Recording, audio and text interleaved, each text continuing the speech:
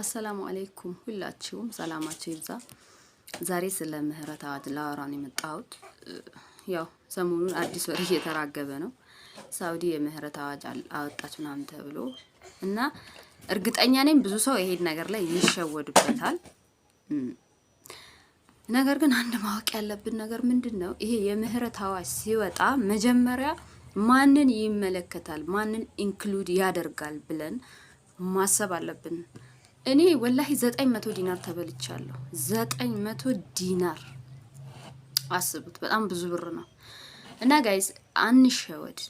ስፔሻሊ ደግሞ አረብ ደላሎች በጣም መጠቀቅ አለብን። የኛ ሀበሻን ቢሆን መጠቀቅ አለብን። መጀመሪያ ነገራቶችን ማጣራት።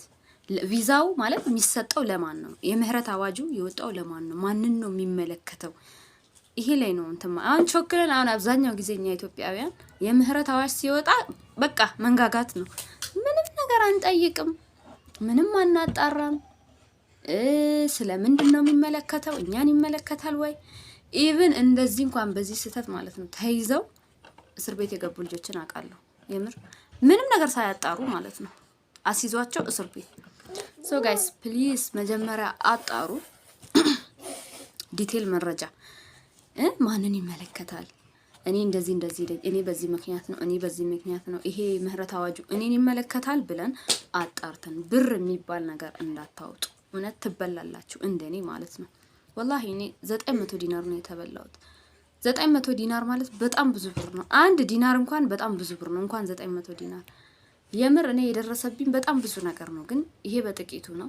ስፔሻሊ ደግሞ የምህረት አዋጅ ሲወጣ ፕሊዝ ፕሊዝ አትቸኩሉ ጋይስ።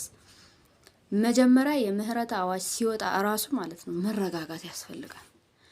መረጋጋት በቃ። ምክንያቱም አፋቸውን እንዲከፍተው የእናንተን ብር ሊበሉ የተዘጋጁ ነፍ ሰዎች አሉ። እና ጋይስ እቺ ምክሬን በአእምሯችሁ ሴቭ አድርጋችሁ የምህረት አዋጅ ሲወጣ መጀመሪያ ምን ማድረግ አለብኝ፣ የትኛው ነው የሚጠቅመኝ፣ ቤት ብሄድ ይሻለኛል ብላችሁ አስቧት። እርግጠኛ ነኝ ከኔ በላይ የተበላ ሰው ይኖራል። እኔ ግን ለኔ 900 ዲናር ብዙ ብር ነው። ግን ቢያንስ እናንተ ከኔ ተማሩ። እውነት እንዳትበሉ ብራችሁን ፕሊዝ።